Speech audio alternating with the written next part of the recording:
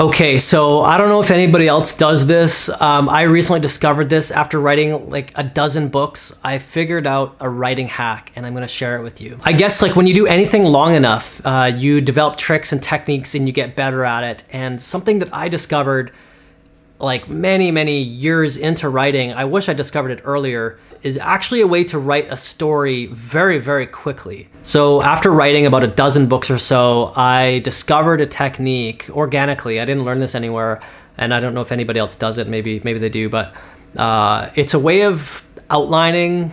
It's not really outlining. Outlining's not new, but it's like, well, think about chapters as two styles of chapters. There's plot drivers and then there's the connective tissue. And I've talked about this on previous videos. So a plot driver is a type of chapter that drives the plot forward. There's some sort of forward momentum. Maybe it's an action scene. Maybe it's, I think of it as like a self-contained scene. So example on a previous video I gave was a bank robbery scene. That has a beginning and an end to it. So a guy enters the bank, robs the bank, and then he leaves the bank. That is kind of this modular standalone scene. But then there's another scene where the guy has to, let's say, there's like a getaway scene. So he gets into a car, he's being chased around, and that scene has a conclusion. He escapes, he's in an underground parking facility, and he's got into another vehicle and he's made off, and then the chapter should end. So that's another kind of self-contained scene. I feel like these are kind of plot driver scenes that move the story forward. They're exciting. They're fun to write. They're fun to read. But not every chapter can be that. I mean, maybe they can, I don't know. So those are plot drivers. The connective tissue is a scene that's less, well, it's integral. You need that scene to, but it's basically connecting two plot drivers. Okay, so maybe there's like the bank robber scene, and then there's an at home with the wife and kids having dinner scene, and all he's thinking about is his next heist. That dinner scene, I feel, is like connective tissue. You couldn't have two back-to-back heist scenes. You need some chapters in there to show him, you know, planning the scene, maybe stashing the money in the backyard, lying to his wife about where he's going or whatever, you know what I mean? Those they're integral to the plot, and I guess they do kind of technically drive the plot forward, but I look at them as more connective tissue. And I feel like those scenes, maybe you have different opinion, but those scenes to me are boring to write. I don't want to write a scene about a guy having dinner with his wife. I want to write a scene about a guy robbing a bank, right? And so what I do, this kind of technique, is that I will write the bank robber scene in a hypothetical scenario. I write the bank robber scene, and then the next, you know, on my Word document, I just go, you know, chapter 2, let's say. I'll just write bullet points. At dinner with wife. Wife questions him about his whereabouts. Guy lies and says he's out with friends. Wife is suspicious. Guy goes to his room, makes a phone call. Done. That's enough of information that I need to write the next scene. And the next scene might also be a connective tissue scene. You know, could be buddy picks him up. They chat about heist. They get to an argument about how they should split up the money. They go to a warehouse and buy maybe supplies or whatever.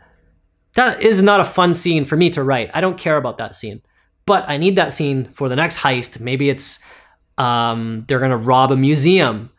So if I'm writing the bank heist scene and I know that the museum scene is coming up, I know that they're gonna do that because I've outlined it and I've planned it out. I don't care about the dinner scene or the conversation with the buddy scene. I wanna get through that as quickly as possible so I can write the museum scene, because that's gonna be awesome. And so what I'll do is I'll write all the fun plot-driven scenes, and all the connective tissue, I'll go back and I'll write that later. And it's just bullet points. And so what this allows me to do is tell a story. It doesn't allow me to finish a book any faster because I have to go back and eventually write those scenes, but it allows me to tell a story quicker. And the benefit of that is I actually, sometimes when I go into it, I have an outline, but I don't really know all the kind of intricacies that go along the way. And so it's helpful for me to write these different scenes. And in fact, sometimes those scenes, say like in a book that's 50 chapters long, and I'm like, oh, I really want to write the ending. I have a perfect idea for an ending. And let's say I write an ending, that what happens on an ending might inform how the story, you know, the other parts are told, right? Or it doesn't have to be the ending, but let's say a book that's 50 chapters long, chapter 20 might be a really amazing scene that's, you know, I don't know, doesn't have to be an action scene, but some cool scene, like whatever, doesn't matter. But I'll write that first. I'll jump 20 chapters just to write that chapter, and then I got to figure out how to get there, essentially, right? So I just came up with this technique in my last book, and I thought it was very fun, and I didn't get bogged down with the writing process, because I think a lot of times these connective tissue scenes, these boring scenes, they're a slog to get through. They're a drag, and it's not fun. And I think a lot of times people lose momentum. They're writing a cool scene, they're interested, they're engaged, and then it's flatline, and it's just kind of mundane writing, and they give up. They go, oh, screw this isn't fun anymore, or I don't care anymore. But I will say this, if you do this and you write these kind of chunks, you having to stitch it together is actually quite tricky and very difficult. So this is what I learned in my last experience with this, and maybe it's because I haven't perfected it, but you know, I wrote, say, 10 chapters, and then I did like kind of the bullet points, and then I wrote another completely unrelated scene, but I didn't know all the characters who would be in that scene. So I just wrote, you know, guy said this, girl said this. I don't know who said that. Somebody said it, but I can't say Bill and Sally said that, because I don't know if Bill and Sally are going to be doing those things. Like, it's hard to kind of give you more context, but to give you more context, it's like there's like 10 characters, like main characters, and then they meet up with an even larger group of people. And so now let's say I have 30 people that I can choose from, and they each branch off and do different things that are all eventually going to tie into the end.